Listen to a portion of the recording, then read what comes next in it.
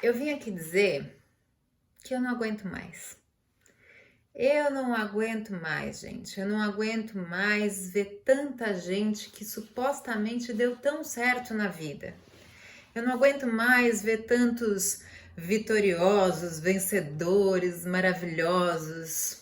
Eu não aguento mais. Eu não aguento mais ver gente que diz que medita às 5 da manhã.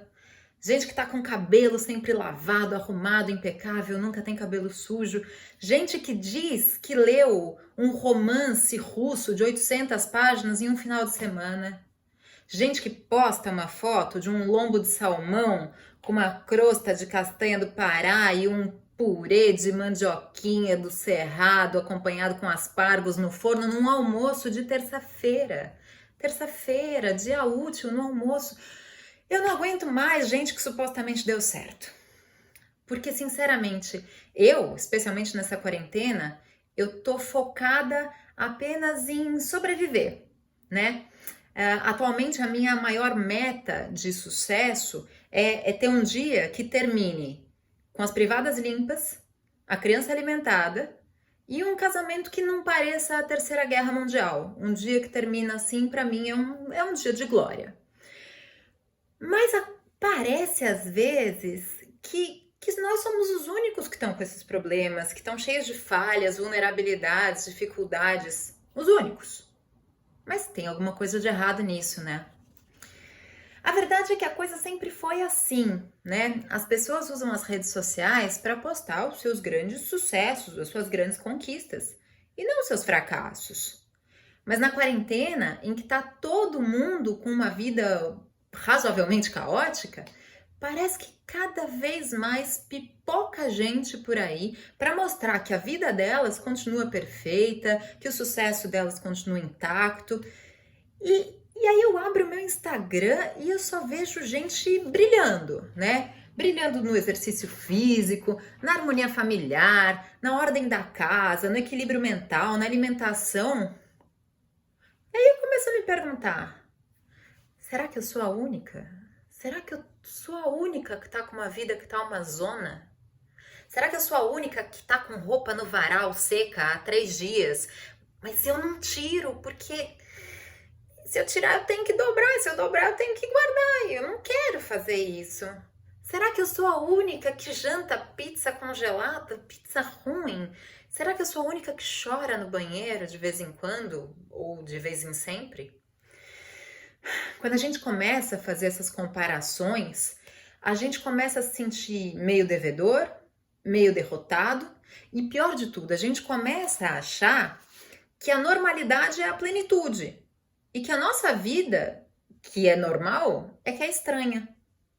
E aí a questão que se coloca é o seguinte: a quem que a gente ajuda quando a gente se posiciona como bonito, sarado, casamento perfeito, criancinhas maravilhosas, casa bonita? Com quem que a gente está contribuindo quando a gente faz isso? Com quem que a gente se conecta quando a gente se coloca nesse lugar de perfeição, de falsa perfeição?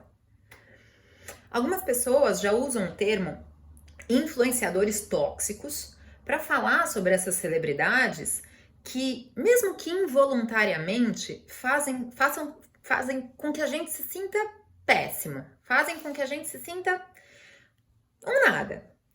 É uma quantidade assombrosa de gente que a gente vê magra e bronzeada, de biquíni na piscina de casa com um drink na quarentena. Eu não tô bronzeada, eu não tô magra e eu não tenho uma piscina em casa. E aí a gente começa a se frustrar de uma forma esquisita. Então é importante a gente identificar, sobretudo nessa fase que a gente está fragilizado, quem é que faz bem a gente e quem é que faz mal. Mas tem um outro problema. De tanto que a gente já viu se repetir esse padrão tóxico de comportamento, de vida, de casa, de corpo, às vezes a gente acaba se comportando assim nas nossas próprias redes, nas nossas próprias relações. A gente só exterioriza, só posta aquela foto do bolo que ficou muito bonito, que deu muito certo. Quando ele sola, a gente não mostra. A gente só mostra aquele ângulo da foto em que a barriga não faz dobra, sabe? Eu, na verdade, não sei, porque eu nunca achei esse ângulo na minha barriga, mas tem muita gente que achou. Tem gente que só posta aquela foto com o namorado num dia ótimo, quando na verdade todos os outros dias foram de briga, foram pé de guerra. Às vezes nós mesmos somos os que não postam humanidade, os que não mostram normalidade, e a gente tá carente de gente normal, de gente real. Então vamos pensar em umas coisas, 5 coisinhas. Primeira coisa, ninguém tem a obrigação de ser mega produtivo nessa quarentena. Tá todo mundo angustiado, cansado, com medo. A gente tem que cumprir as nossas obrigações de trabalho e de casa e tal. Mas façam o que vocês têm que fazer e só façam mais se for prazeroso. Não é pra gente procurar mais local de angústia. Segunda coisa, ninguém é obrigado a aprender a cozinhar 500 receitas novas. Ninguém é obrigado a dançar zumba na sala de casa para tentar se manter saudável. Ninguém é obrigado a aprender a ficar de ponta cabeça no yoga. A gente tem que buscar agora aquilo que traz conforto, que traz paz de espírito. E eu vou confessar para vocês, sabe o que me traz paz de espírito? Fazer quebra-cabeça. Especialmente um que eu tenho, do Shrek. Que o momento em que eu acabo de montar a cara da princesa Fiona é o momento em que a paz de espírito chega em mim. Eu acho que o mundo vai dar certo, que o coronavírus vai embora, vai dar tudo certo. Tem gente que alcança isso de ponta cabeça no yoga. Eu alcanço com o quebra-cabeça do Shrek. Tem gente que vai alcançar fritando hambúrguer. Não interessa. Busca aquilo que faz sentido para você. Talvez um dia eu aprenda a fazer yoga, mas eu não vou me colocar mais um desafio além daqueles que eu já tenho agora. Terceira coisa, ninguém tem que estar lindo, sarado e bonitão nessa fase. Embora a gente veja isso de forma ostensiva nas redes sociais, tudo bem ficar de pijama, tudo bem ficar sem maquiagem. Procure o seu bem-estar e não coisas que geram mais ansiedade. Quarta coisa, não ache estranho o fato do seu relacionamento estar passando por uma fase difícil. Eu vou contar um segredo. Todos estão. Quando a gente fez voto de casamento, ninguém fez voto para ficar em cárcere privado com a pessoa. A gente fez voto imaginando que de manhã você falava, querido, beijo, bom dia pra você. E aí você encontrava umas 8, 10 horas depois, tomava uma cervejinha, era legal. Agora, cárcere privado, ninguém tava contando com isso.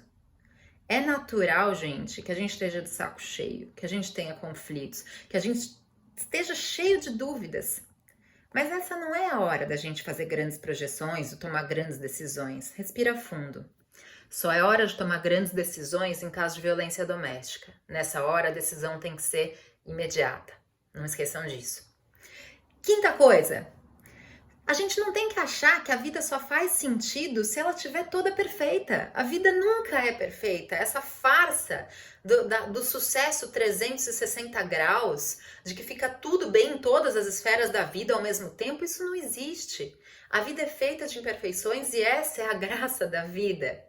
Tudo bem se sua vida não estiver perfeita. É assim que a gente tem que viver. A gente não tem que carregar o fardo de buscar essa perfeição. A Brené Brown explica que se mostrar vulnerável não tem nada a ver com expor a sua vida privada, a sua vida íntima ou seus problemas. Se mostrar vulnerável tem a ver com se mostrar corajoso o suficiente para não precisar fingir que é perfeito. Quando eu aceito a minha vulnerabilidade, é quando eu mais me conecto com as pessoas. Nas minhas redes sociais, os posts que mais têm acolhimento dos meus seguidores são aqueles, por exemplo, um que eu fiz recentemente, no qual eu digo, faz 15 dias que eu tô usando uma meia de cada par, eu não sei mais onde estão os pares das minhas meias, eu uso branca com cinza, eu uso preta com branca. Desisti. Os posts que fazem sucesso não são selfies, toda maravilhosa, com minha melhor maquiagem, até porque eu não sei fazer isso. Humanidade gera conexão. Vulnerabilidade gera identidade. E mostrar as nossas falhas faz com que as pessoas aceitem que as falhas delas são absolutamente normais. Vamos mostrar então o nosso cabelo sujo, a nossa pia cheia de louça, a nossa calça de moletom, as nossas meias sem par. Vamos fazer com que a nossa presença na vida das outras pessoas seja um conforto e não uma pedra no sapato. Porque o nosso sapato está cheio de pedra e tudo que a gente mais está precisando é de um pouquinho de conforto. Obrigada!